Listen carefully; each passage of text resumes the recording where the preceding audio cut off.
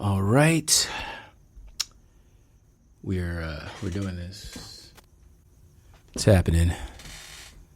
Oh my God. I almost lost my fucking mind.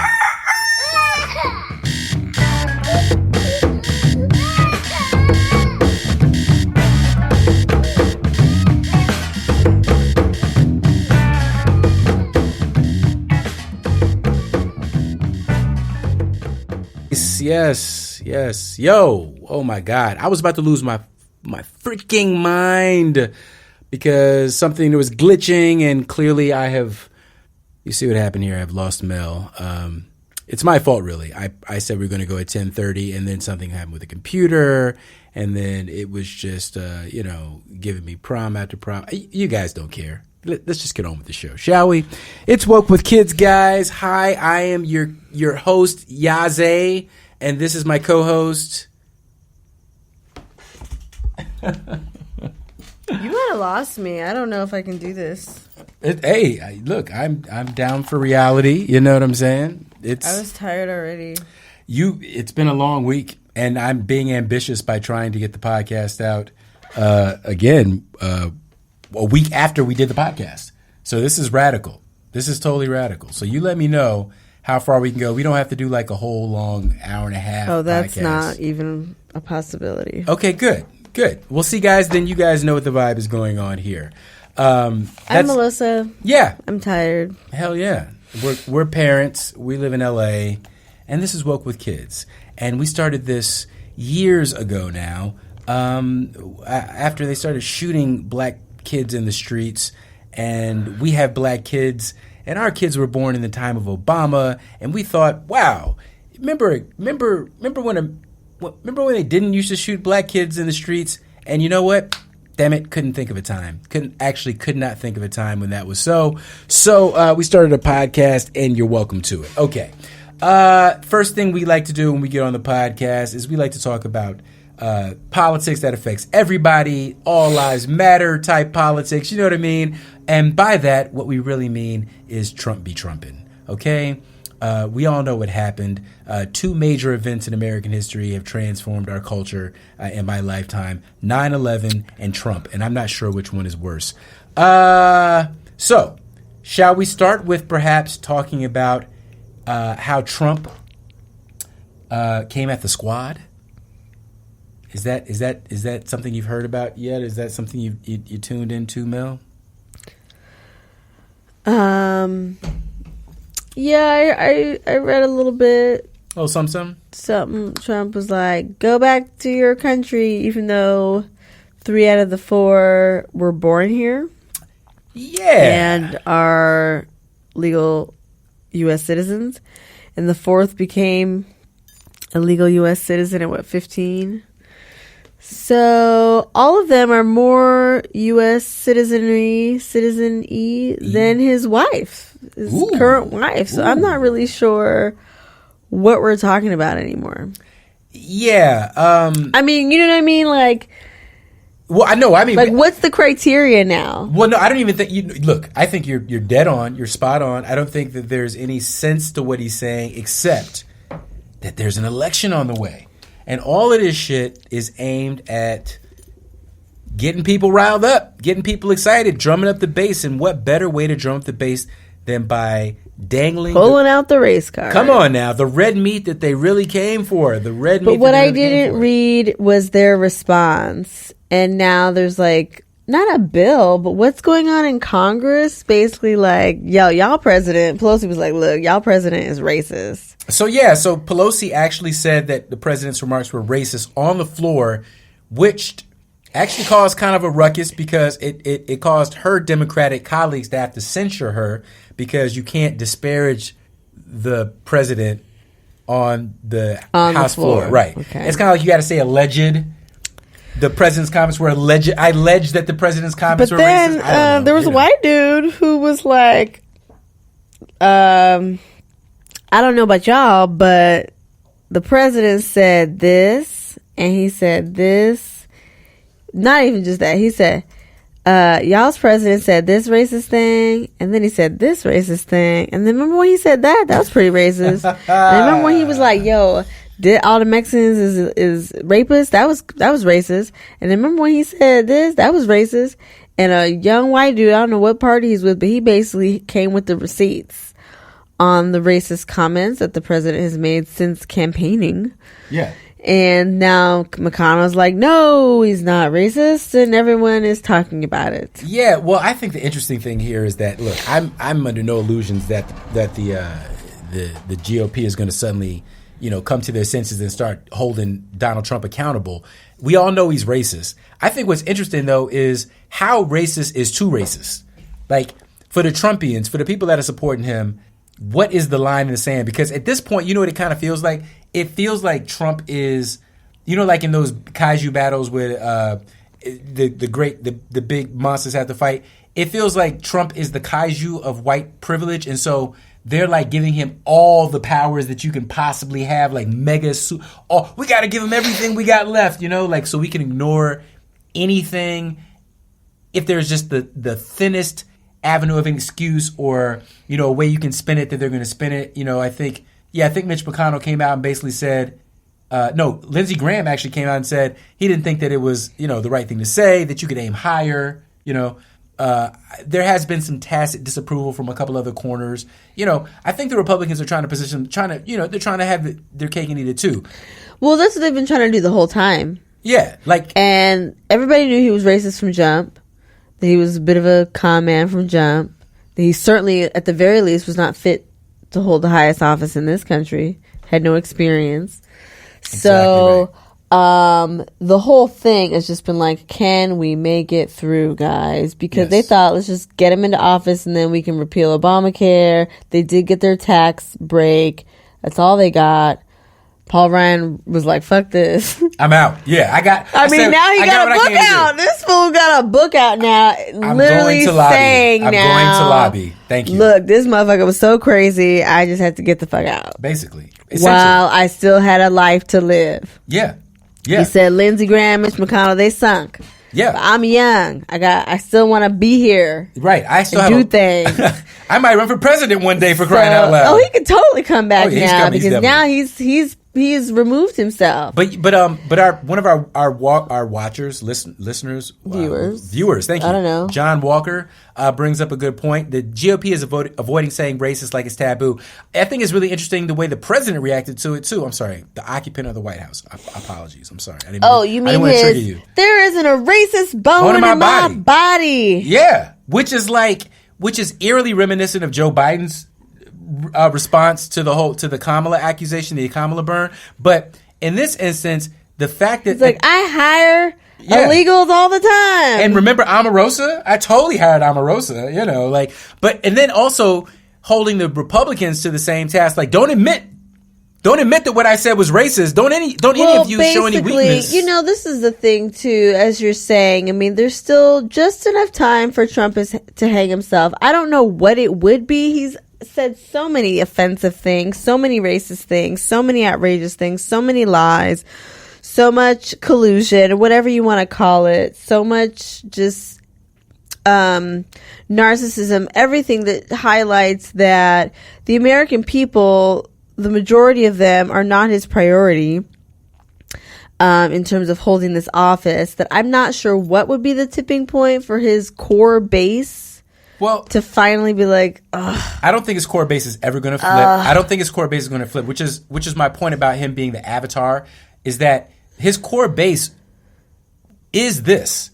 And they're giving him all the power and cover that they can possibly give him in this sort of last-ditch attempt to set up white minority rule in America. I guess what I'm not sure of is that it's enough to cover anymore. It's getting real thin. The sheet, the blanket, whatever we're calling it, is super thin. Like, it might not stretch another time. I think you know what I mean? I don't know if he can win the Electoral College and lose the popular vote and only have gotten more and more racist outright, more and more ridiculous, more and more ineffective as a leader, more and more tanking the economy in a lot of ways, more and more of bungling things, more and more mistakes, more and more of resignations and convictions of people who ran his campaign, more and more people saying like, fuck this, I can't work with this guy. Yeah. More and more books. You know what I'm saying? I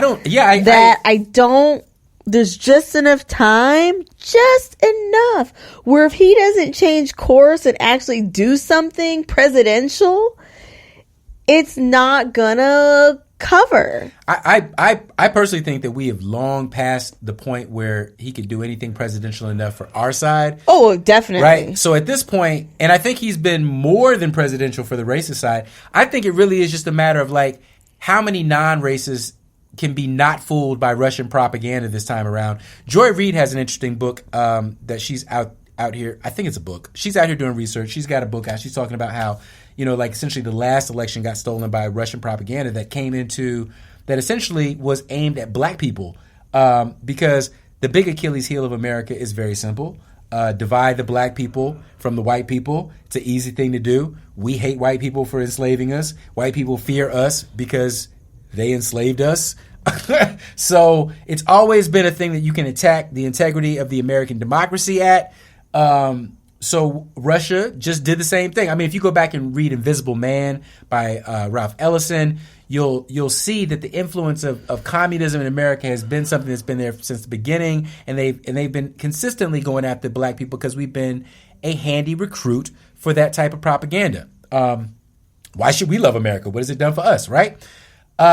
So that's exactly what Russia did in this last election. So a lot of the people that turned out for Barack Obama and really swung things and made that historic election possible did not turn out for Hillary because as soon as Hillary started running, all they had to do was start blasting us, especially the younger kids who had just got woke, 18-year-old kids who had just came out of high school, college, learning about everything, full of energy, out there protesting, putting their bodies on the line, and they're being blasted over the head with memes saying that Hillary called them a super predator, that called their aunties and uncles super predators back in the day.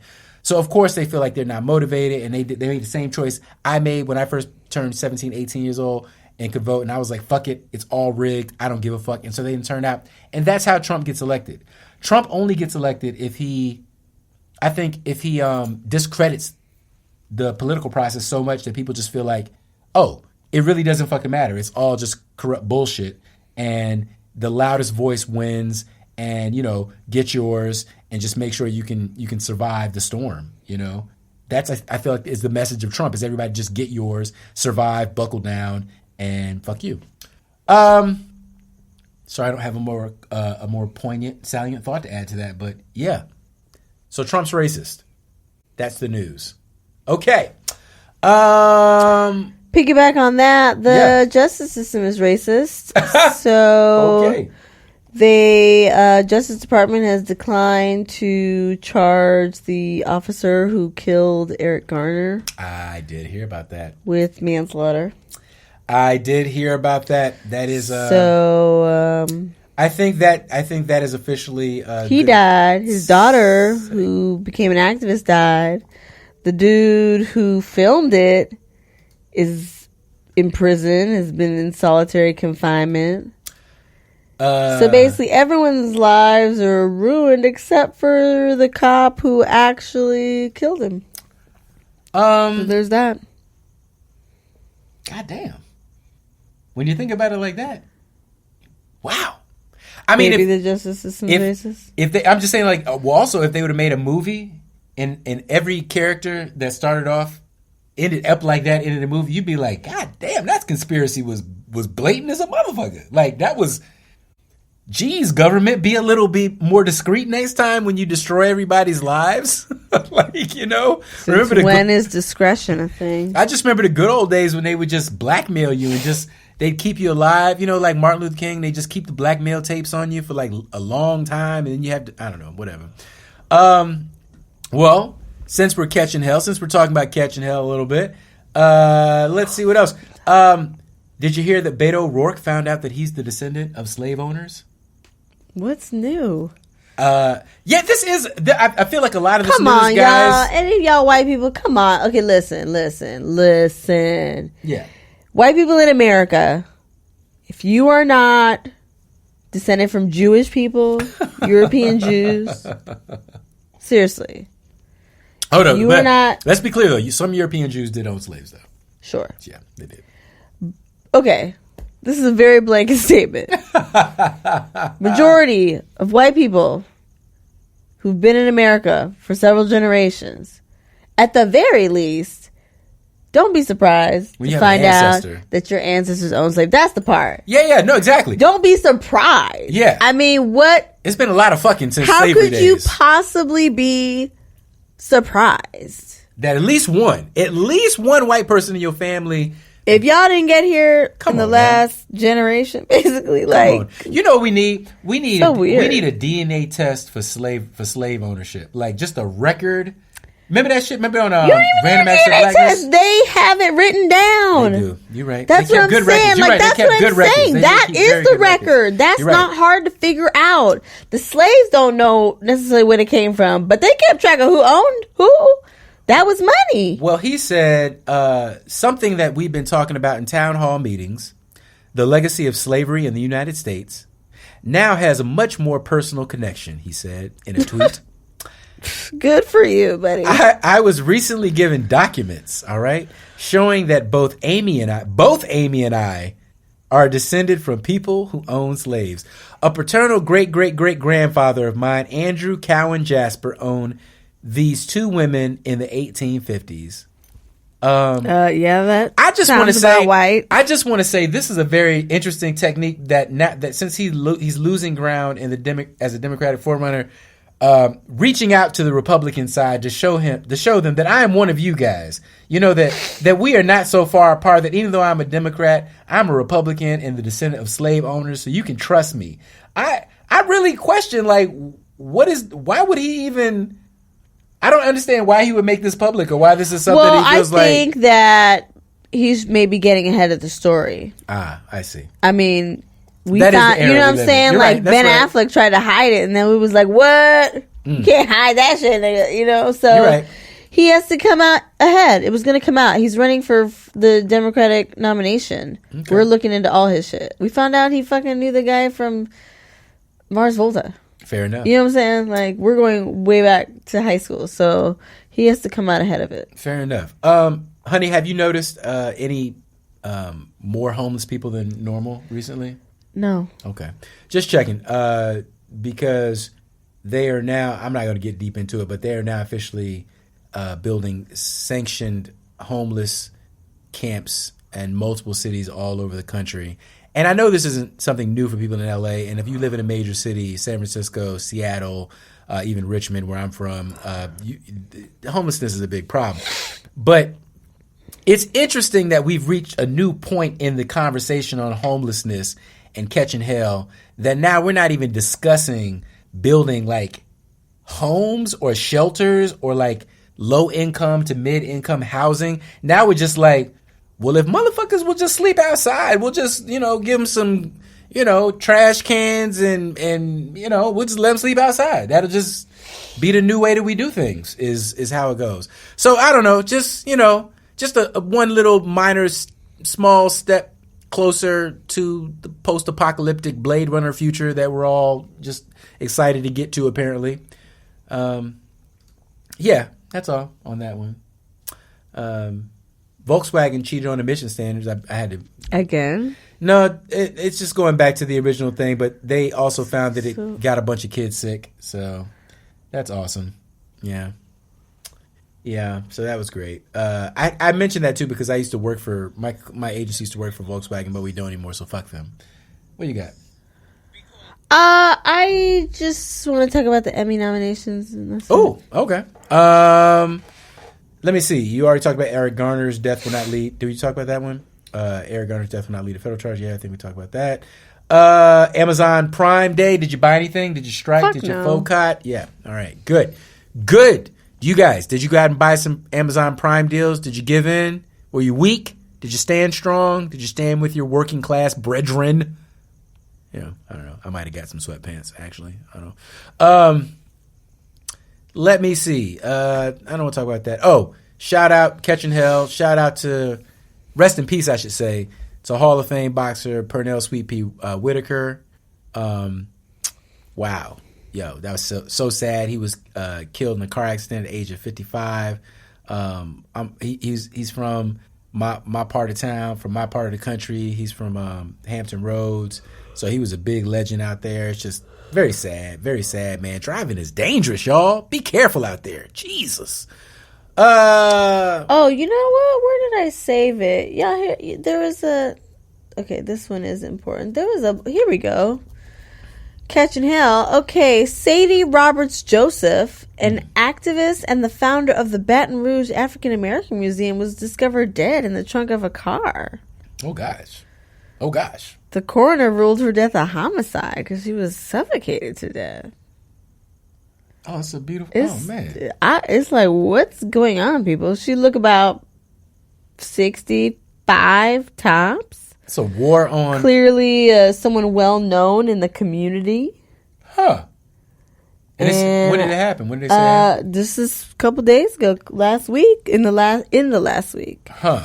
And that's as much as I've read. Something about these storms, man. Some about these storms, too. Also, shout out to New Orleans and all the places that are being affected by this flooding and this tropical storm. It's only a tropical storm, and it's already fucking shit up like a hurricane. I hope they got those levees rebuilt. When Obama was president, I felt like that kind of thing was under control. Now I feel like I don't know. You'd have to not take emergency funding for a parade. You know what I'm saying? Or like be able to do something about that. Or Puerto Rico just got some funds, so like if something happens in New Orleans, oh my God, pray y'all. Oh my God. You hear about Scarlett Johansson? No. She came out and said basically that it's kind of a drag and a bummer that she can't play anybody that she wants to play, and how the art is kind of constricted by, PC rules of casting, even though she does understand why socially that has to happen.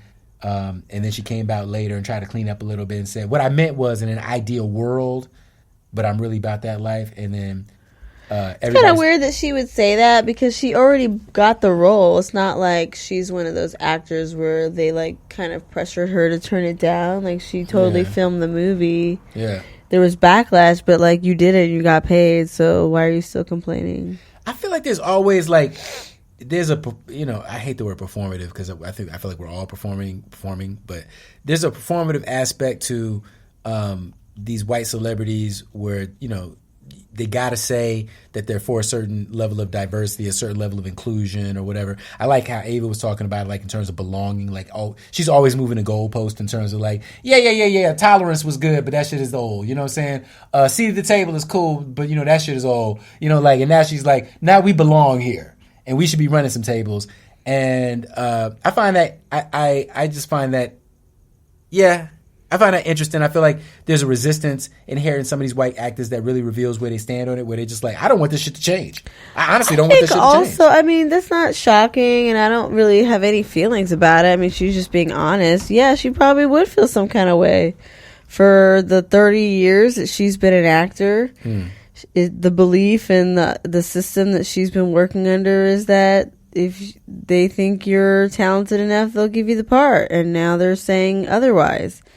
So she's entitled to have feelings about it. I don't begrudge her speaking about it. I don't really give a fuck one way or the other if she feels bad or not. You know what I'm saying? Like, I don't feel sorry for her. I don't think that, she should get the chances. I think it's completely appropriate considering how everyone else has been not given the chance, and you are sitting, basically you probably never have to work again after all the money you made in the MCU. So I just don't have any feelings about her expressing her feelings. Sure, makes sense to me. You're a white lady who's been able to work and move freely, and now there are some obstacles, and that feels unfamiliar. Fair enough. And perhaps even unfair by your perception. It pinches a little bit. Moving on. Okay, I got one more before we can get on to some lighter fare. Of course, R. Kelly, you heard, got indicted on some serious charges.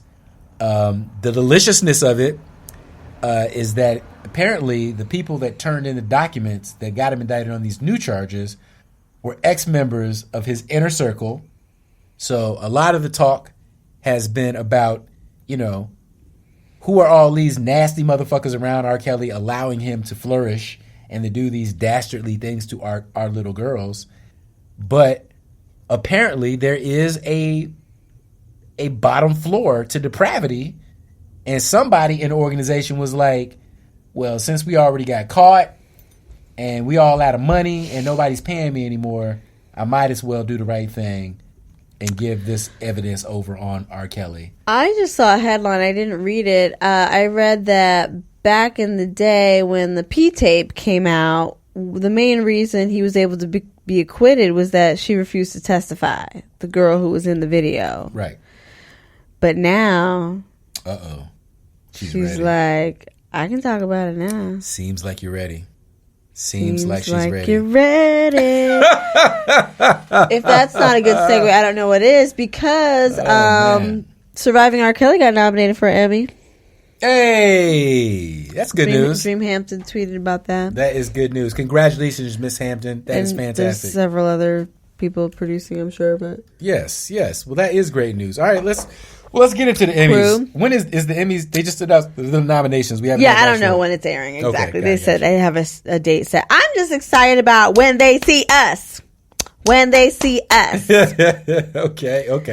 All right. Well, let's talk about that because 16 nominations, the largest number ever from a Netflix flick. Yeah. Ava did that. Broke a record, set a record. Ava got nominated for Best Outstanding Directing of a Limited Series, Outstanding Writing. Of course, Jarrell Jerome got nominated for Outstanding Lead Actor in a Limited Series. I mean, his portrayal of Corey West. I mean, I've never really seen such a no-brainer of a selection for a nomination. He's up against some heavy hitters, and he's young, so I don't know if he'll win, but like that is probably one of the most well-deserved Emmy nominations I've ever seen by all accounts. So there was that. Niecy Nash, Anjanou Ellis, one of the other young actors, Asante Black, Michael K. Williams. I mean, so many nominations for that piece, which is really exciting. Yes, very exciting. I'm just really thrilled about that because I think for me, it's really about like quality storytelling. And for everyone, for whatever, I'm sure it'll come out or whatever, but for all the things that we don't love about Netflix, they do give a wide berth for some people to tell stories, and I'm glad that Ava's one of them. I'm not going to say it's equal across the board, but they definitely give Ava that latitude. They distributed 13th. Mm-hmm. They distribute all of the films that she does through Array Now in addition to her films. So for them to put the money up to do this and distribute it, over 23 individual unique accounts logged for viewing this. They put that advertising money behind. You couldn't drive anywhere in LA without seeing them billboards. True. And you have to put money into the nomination campaign as well. That's right, so for your consideration. That I think just, they deserve a little shout out because the quality of the work, the story, the truth of it all deserves to be recognized. And, here's to hoping that they bring home some trophies. Yeah, no doubt. Netflix is low-key getting super black, too. Or at least they're just... I wouldn't say that. Jeez. Well, or at least their algorithm is programming things exceptionally well towards me. 2 new shows popped out of me over the weekend. One was a sitcom called Family Reunion. It had a couple of actors that I recognized, a lot that I didn't. But, it was a refreshing call back to like those UPN shows like Martin or whatever back in the day, and it was told, even though it was told in this format that I recognized, a lot of the content, a lot of things they were talking about were topics ripped right from the headlines, and so it just felt especially salient and aimed and directed, and that was good. There was also this movie / featurette called Black and Privileged, which was very interesting because I had never seen anything quite like it. It was like, it was dramatic, but it was at the same time there was a lot of direct-to-camera sort of didactic information about the black community's economics and how we got in here and how to adapt and change, but told through the lens of this I don't even know if it's a real neighborhood, but at least quasi-real neighborhood, Inglewood in Chicago, which sort of stands for this place that these black people have put together through the sweat of their brow and protect through sometimes extra legal means to make it a safe place for black people to live and be middle class and prosperous. And I just thought it was fascinating, if not necessarily a great piece of filmmaking. It was like a very interesting story in the way it was told. And I should mention, I did talk to Malcolm, friend of the show, who talked to me for an article about When They See Us, about black people who still haven't watched it, of which I'm still one. I'm going to watch it, but I've still not watched it because I got a lot of triggers when it comes to that type of experience. I mean, like, I really do. Like, it's very difficult for me to watch. I'm the type of dude that fast forwards through anxious moments in the MCU, you know? Like, it doesn't take a lot for me for my anxiety to reach peak level and me feel like I want to parachute out.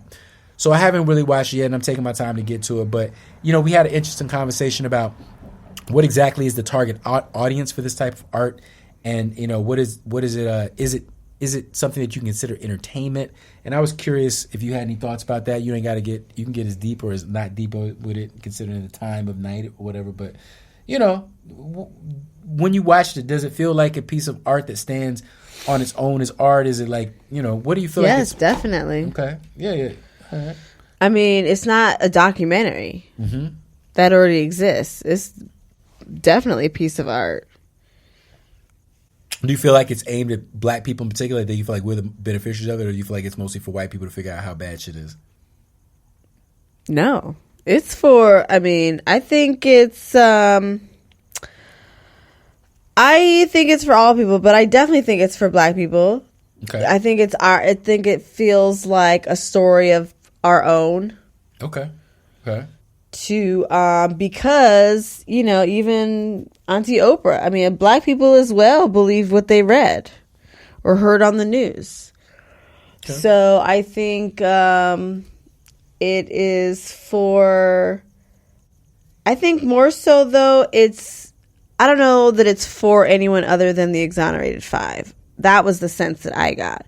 I got that it was for those now men to see their humanity at that age on the screen. That was what I got. Okay. That was the biggest thing. It wasn't like how bad it is. I don't know. I don't think that we need another show to see how bad it is or how injustice works or how it's in the legal system or how it's been that way for 30, 40 years. And that's not the main part of the story. The main part of the story for me, and I think that's why she changed the title to When They See Us. It is about seeing these 5 young men and how this experience altered not only their lives, but their families. And also it makes it so visceral that, not that it was much of a stretch, but this happens all the time.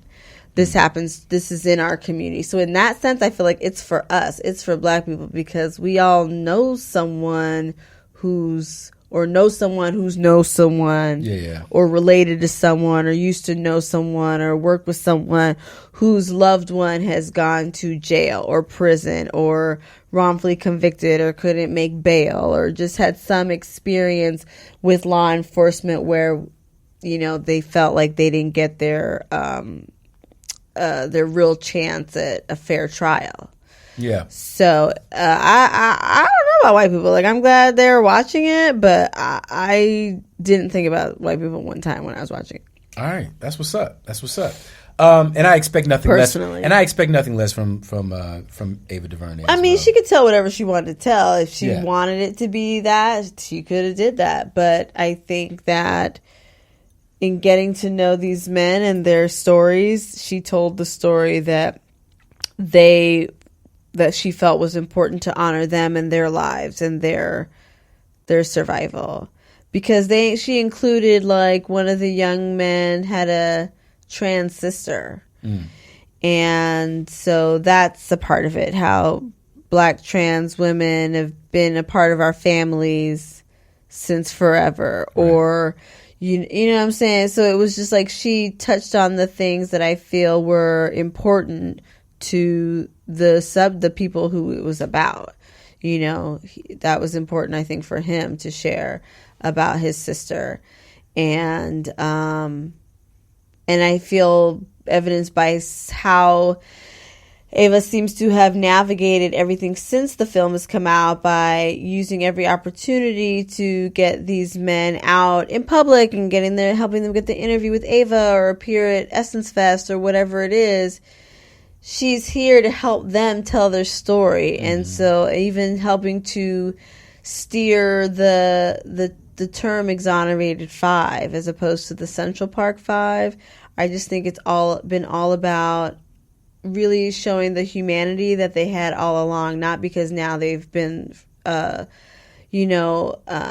exonerated of all the charges, but because they were always human beings. Right. You know, even if that's you're a human being, whether you're guilty or not. Maybe you shouldn't be treated like a piece of shit animal just because you look a certain way or we've decided you're guilty, but even more so when you're not. Just maybe. Yeah. So, I mean, that was my take on it. I think that's why it's so difficult to watch, because all you see are the people. You don't see criminals. I didn't. I dig that. Okay, I dig that. I dig that. Thank you for sharing that. I will now. I actually have to watch this shit because now I feel like I've made it much bigger than it is, and I just need to. I mean, it's not easy to watch. Some episodes are easier than others. Some are particularly harsh. Yeah. But I don't know that there's many prison stories that you can. I mean, Oz was difficult to watch, and that was a fictionalized show. True. So I don't know what you expect. It's fucking prison. Yeah. And they are young. But I think what makes the Corey Wise story and Jarrell Jerome's performance particularly hard to watch or so outstanding in the terms of the actor's performance is because he was old enough to be sent to an adult prison, but he was really still a child. Mm. So he was alone, where the others were kind of at the same facilities or all in juvenile detention prison, whatever that equivalent is.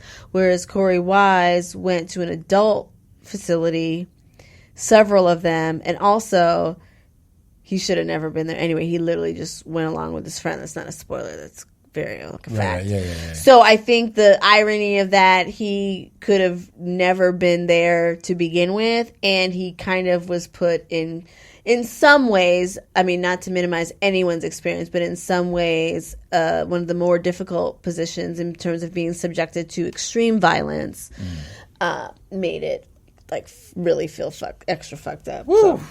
Goodness. So yeah, it's not an easy watch, but not every second of every episode is like that. Yeah.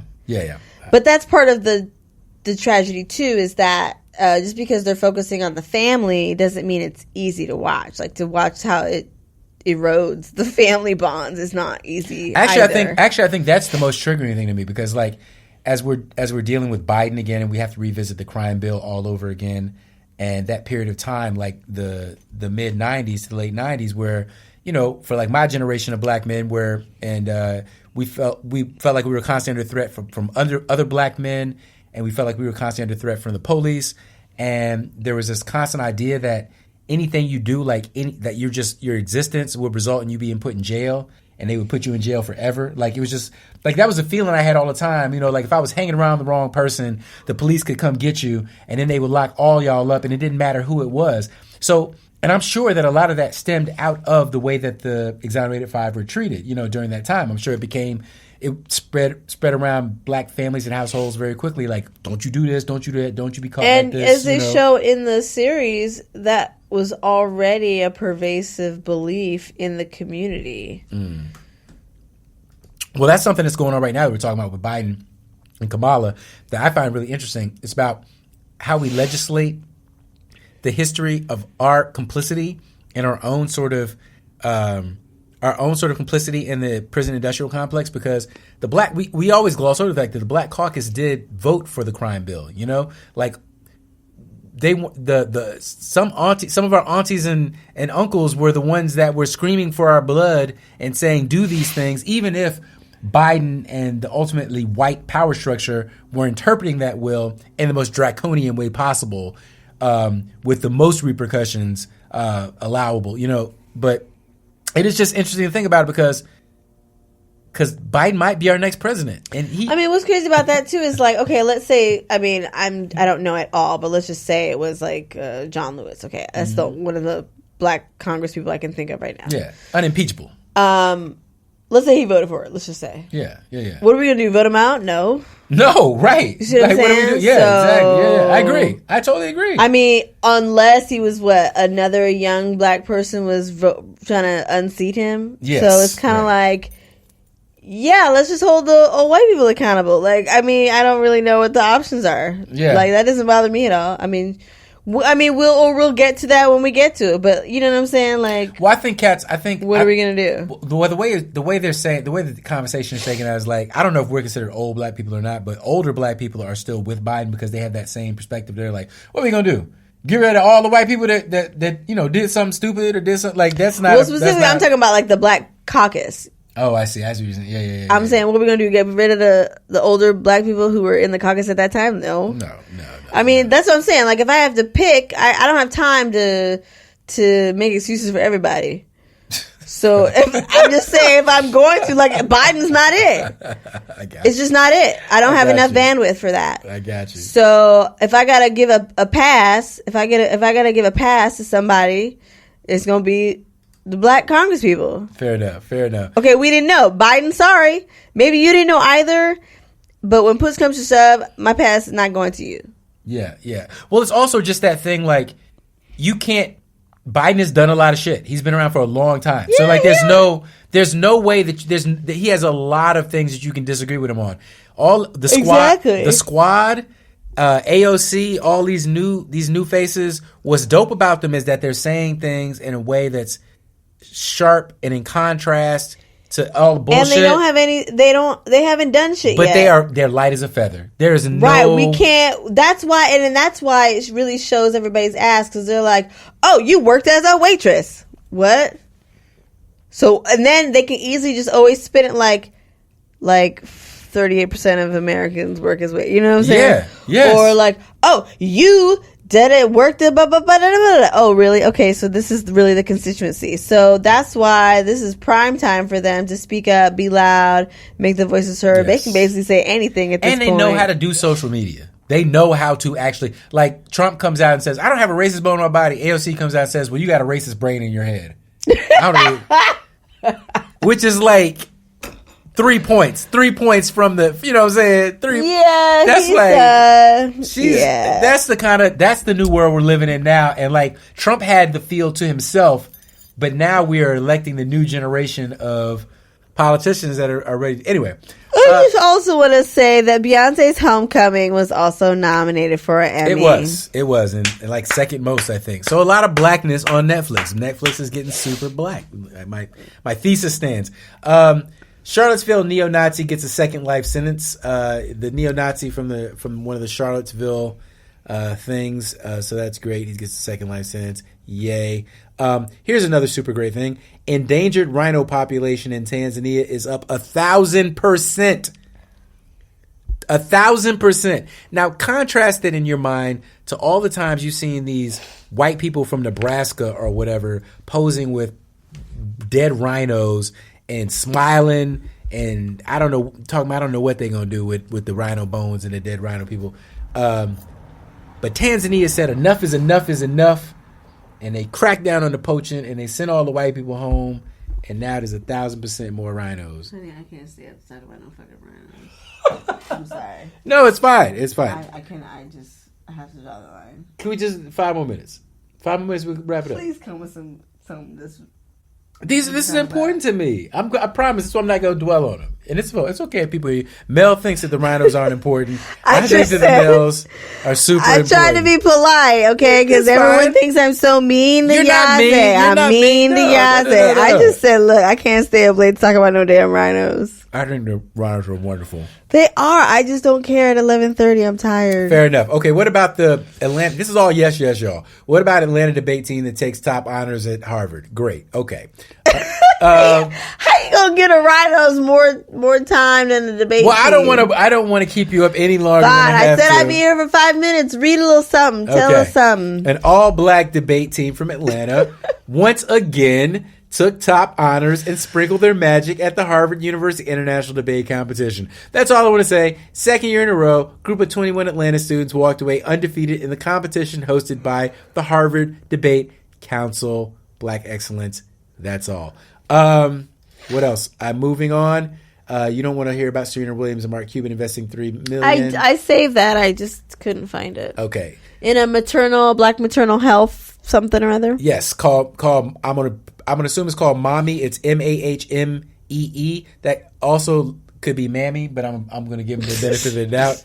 I'm going to give them the benefit of the doubt that it is Mommy, and it is a.